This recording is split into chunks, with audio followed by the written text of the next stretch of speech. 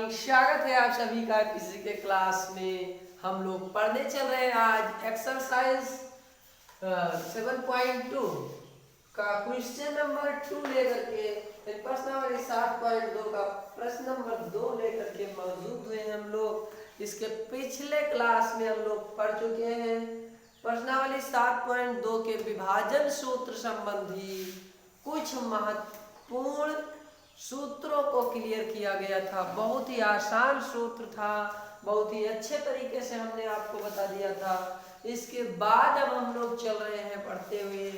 इसी क्रम में बने रहिए अंत तक और देखते रहिए किसी के क्लास। हम आपके सेवा में तत्पर। प्रश्न नंबर 2 क्या कह रहा है पहले ध्यान से देख लीजिए। बिंदुओं 4-1 यानी 4 बिंदु है 4, -1 और -2, -3 को जोड़ने वाले रेखाखंड को, जो जोड़ने वाले रेखाखंड है, इन जोड़ने वाले रेखाखंड को समत्रिभाजित, त्रिभाजित माने 3 बराबर भाग में बांटना समत्रिभाजित कहलाता है।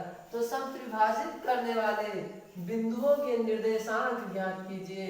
कह रहा है समत्रिभाजित करने वाले जो बिंदु के निर्देशांक है वो बिंदुओं के आपको क्या ज्ञात करना है, निर्देशांक ज्ञात कीजिए। समत्रिभाजित करने वाले बिंदुओं के निर्देशांक ज्ञात कीजिए। भैया मान लीजिए आपकी कोई बिंदु है ए बी।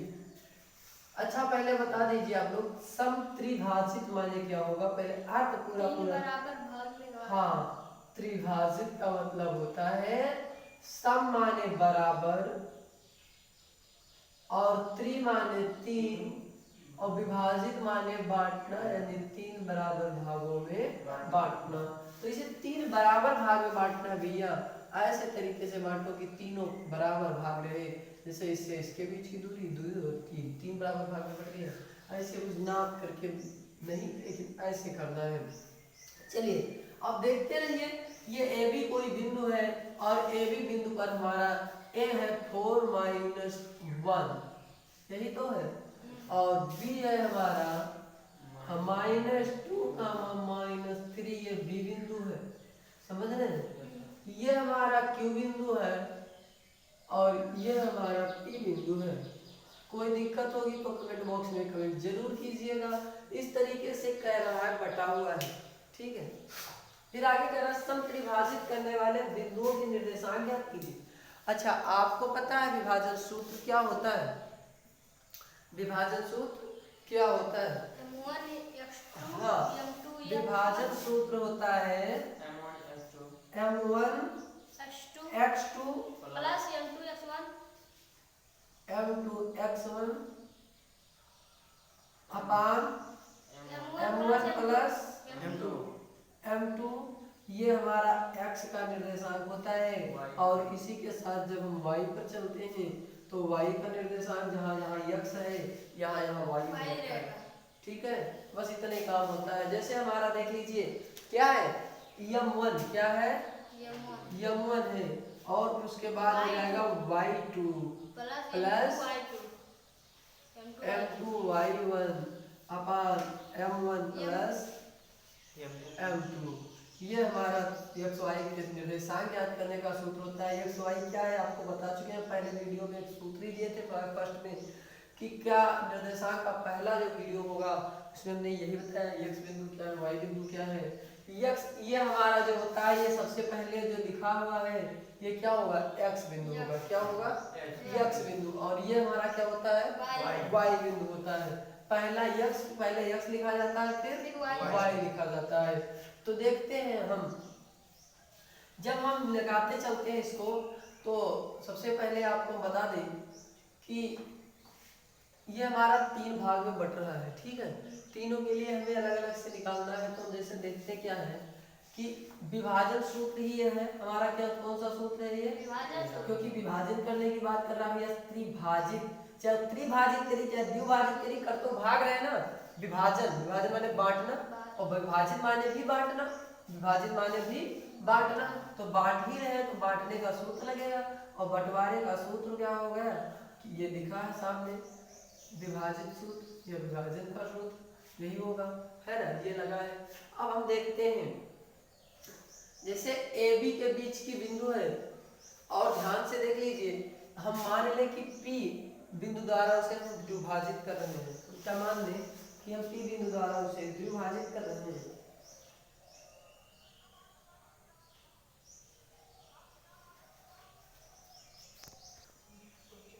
माना, एक चीज पहले ध्यान से देख लीजिए, माना ए बी रेखाखंड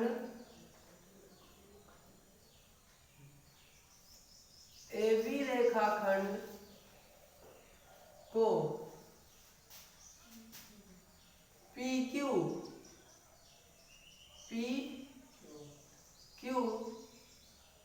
बिंदु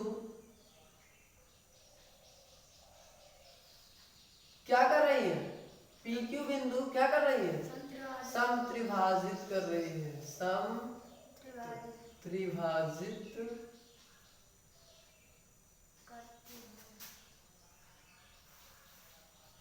कर रही समत्रिभाजित कर रही है। तो इस कंडीशन में बनेगा AP बराबर PQ और बराबर BQ, यही तो बनेगा। कोई दिक्कत?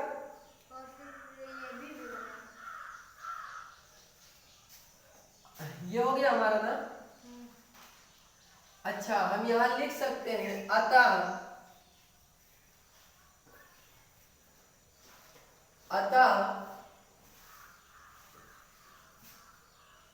AB रेखाखंड को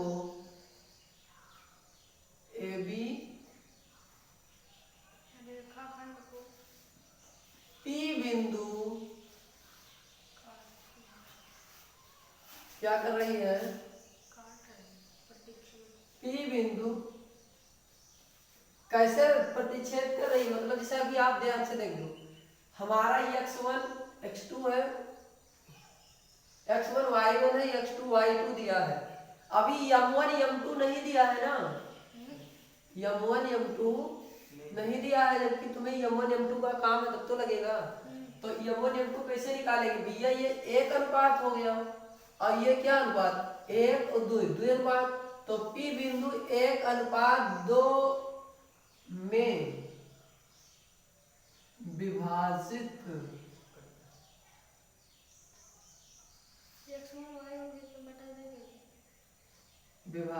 कर रही, कोई दिक्कत, 1:2 में विभाजित कर रही है, समझ रहे हैं ना। चलिए देखते हैं। अब हम क्या करेंगे, सबसे पहले यक्स का निकालते हैं मान, किस बिंदु को लेकर के, पी बिंदु को लेकर, क्योंकि पी में हमने लिखा है ना, पी में विभाजित कर रही है पी बिंदु 1:2 में। तो आपको मान रख दे, सबसे पहले सूत्रों से भी पहले मान रख दीजिए सबका, इधर मान रख देंगे, ठीक है। देख लीजिए, आप देख लीजिए कि क्या है यहाँ पर आपका 1, ये x1 हो जाएगा ना, ये तो x1 कितना है 4 और x2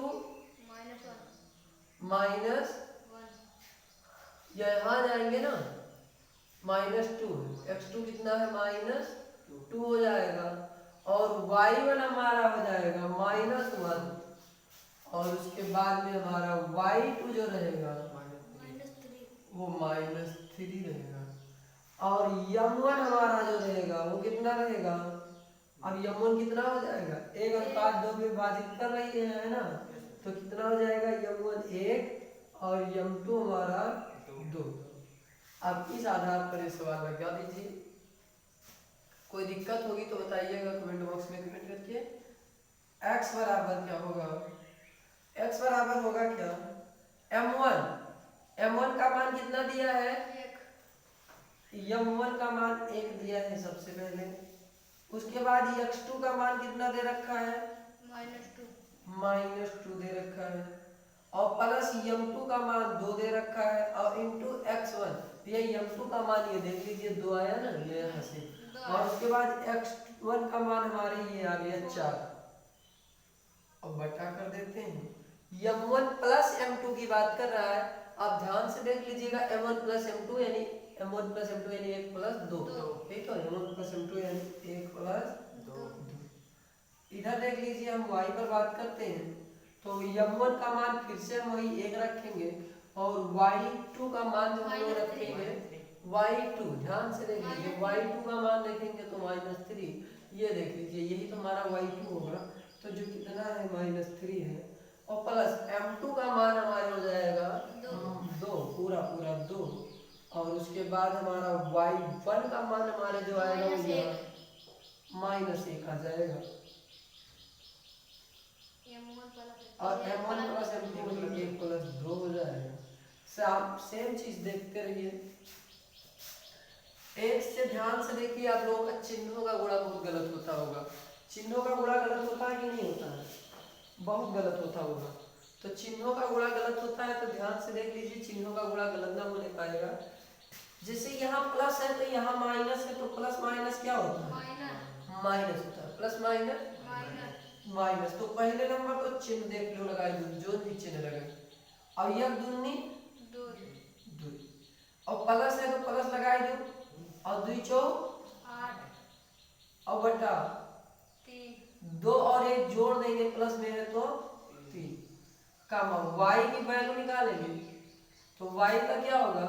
1 तिक्के 3 -3, और प्लस 2 या का नाम 2 -2, ध्यान से देख लो, -2 आ गया ना, और बट्टा -2 प्लस के बगल है तो ब्रेकर मारते हैं, 2 और 1 3, ध्यान से देख लो, ये -2 है हमारा और ये +8 है, तो माइनस प्लस क्या होगा? माइनस प्लस, आपको पता है माइनस प्लस माइनस होता है, तो भैया माइनस प्लस का गुणा माइनस होगा, और माइनस का चिन्ह लगेगा नहीं, लेकिन क्या होगा? घट जाएगा। माइनस होगा मतलब घटेगा, और घटेगा तो क्या घटेगा?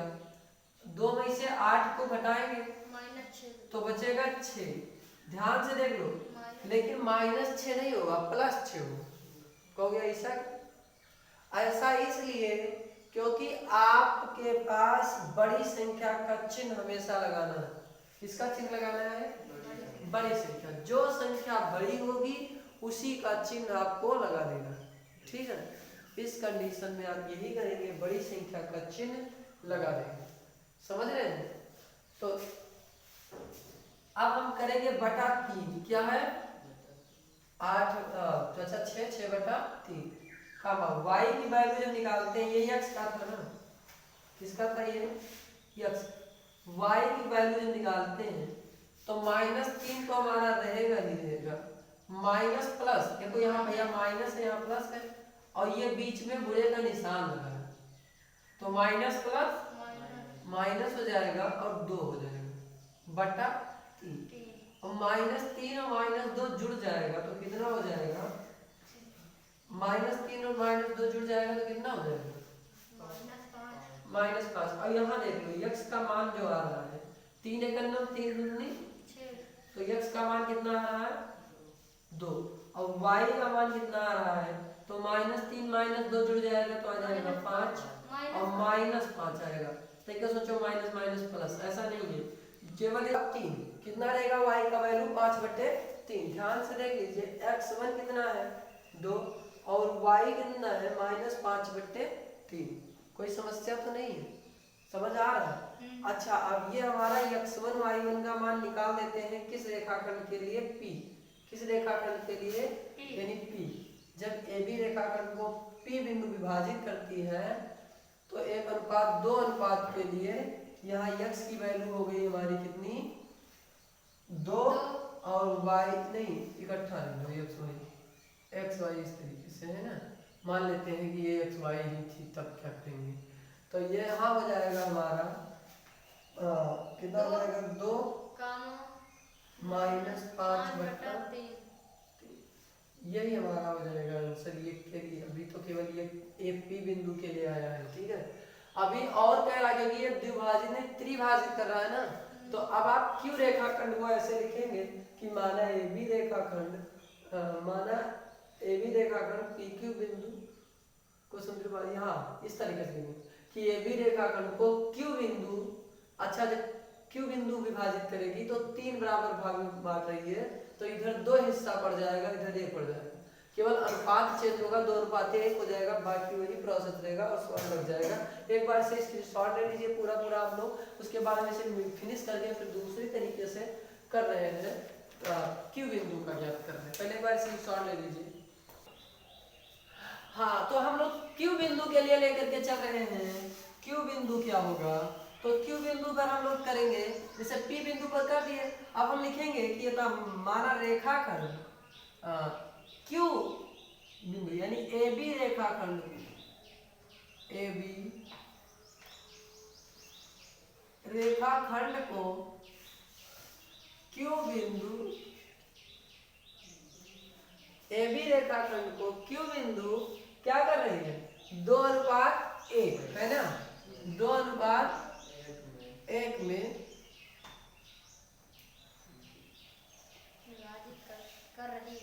विभाजित कर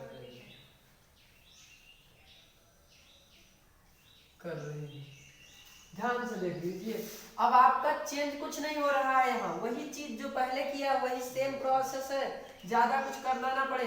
ध्यान से देख लीजिए, अब आपका यही x1 है, x1 आपका कितना रहेगा, वही 4 रहेगा, y1 कितना रहेगा आपका, वही -1 रहेगा, ये वाला भैया x1 y1, और x2 आपका क्या रहेगा, यही x2 आपका -2 रहेगा, और आपका ये y2 जो है ये वही y2 -3 रहेगा। और इसी के साथ देखते रहिए किसी के क्लास और बने रहिए अंत तक। ये आपका m1 जो था, m1 आपका ये हो जाएगा 2 और m2 आपका हो जाएगा 1। केवल m1 m2 चेंज हुआ है भैया, m1 क्या हो गया 2 और m2 1 हो गया। अभी तक m1 1 था, m2 2 था, क्योंकि यहाँ तक थी 1 अनुपात में विभाजित कर रही थी। अब यही चीज मिल गई है तो इसमें 1 हिस्सा और 2 हिस्सा इसमें विभाजित कर रही है ना, और ये आपका 1 हिस्सा सिंगल करता है, तो यानी 1 अनुपात इधर पड़ता है, 2 अनुपात इधर पड़ता है, 2:1 में विभाजित कर रही है। कोई दिक्कत हो जाएगा आपका, बने रहिए अंत तक और देखते रहिए किसी के क्लास। आपका सूत्र आ जाएगा विभाजन सूत्र का, x बिंदु के साथ सूत्र आपका बनेगा m1 इंटू x2, अब x लेकर चल रहे हो तो x2 रहेगा भैया, ठीक है, और प्लस m2, और अब आप x1 हो जाएगा, m2 हो गया तो x1, इतना विपरीत उल्टा रहता है, ये 1 तो ये 2 और ये 2 तब ये है 1, और बटा हमारा m1 प्लस m2 ये तो जुड़ जाते हैं नीचे हर में। ये भी ध्यान रखना कि हर में क्या होता है, जुड़ जाता है। आप 4 बार वीडियो जैसे 4 सवाल का देखिए, आपके दिमाग में बिल्कुल सेव हो जाएगा। ये वीडियो वाला ज्यादा कुछ समझ में आएगा, कारण है, या फिर जो आप क्लास में बैठ के पढ़ रहे हैं ये भी ज्यादा समझ में आएगा। लेकिन जो कॉपी वॉपी से छाप लेते हैं या नोट से छाप लेते हैं या विद्या क्वेश्चन से छापते हैं वो समझ में उतना नहीं आता। लेकिन आप यहाँ सुन रहे हो ना, बार बार वही बोल रहे हैं, तो ये चीज बिल्कुल ध्यान से बैठ जाएगा, या वीडियो वाला रहेगा वो भी बैठ जाएगा दिमाग में। चलिए हम क्या कर रहे हैं यहाँ, अब आप देख लीजिए y बिंदु को लेकर चल रहे हैं तो आपका क्या हो जाएगा m2 m1 y2 plus m1 y2 plus m2 y1 अपान m1 प्लस m2।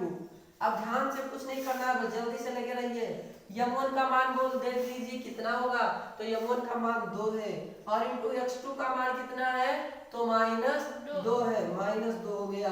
और इसके बाद भैया प्लस m2 का मान कितना है, 1 है, m2 का मान यहाँ देख लीजिए 1 है, और इंटू x1 का मान कितना है, तो 4 है, और प्लस लगा दीजिए, और प्लस लगाने के बाद m1 कितना होगा हमारा 1 और 2, m1 होगा 2 और m2 होगा 1। और हम इसी के साथ y बिंदु पर आते हैं, तो m1 हमारा फिर वही आ जाएगा 2, और y2 हमारा जो है वो देख लीजिए कितना आएगा, -3 आ जाता है, तो -3 हो जाएगा, और प्लस ये हमारा m2 कितना हो जाता है 1, और 1 के बाद y1 हमारा कितना हो जाता है, तो -1 हो जाता है। बटा लगा दीजिए, m1 हमारा कितना है, m1 हमारा कितना है, तो 2 है, और प्लस m2 हमारा 1 है। जोड़ते रहिए, 2 दूनी 4 हो जाएगा, -4 प्लस 4 1 अंदर 4 बटा 2 1 3। y कितना हो जाएगा, ये x की वैल्यू है, y की वैल्यू पर हम चलते हैं, चर्चा करते हैं। तो 2/3 माइनस 6 और प्लस प्लस माइनस माइनस हो जाएगा 2/3 6। अच्छा प्लस बने रहने दीजिए प्रीवियंत तक और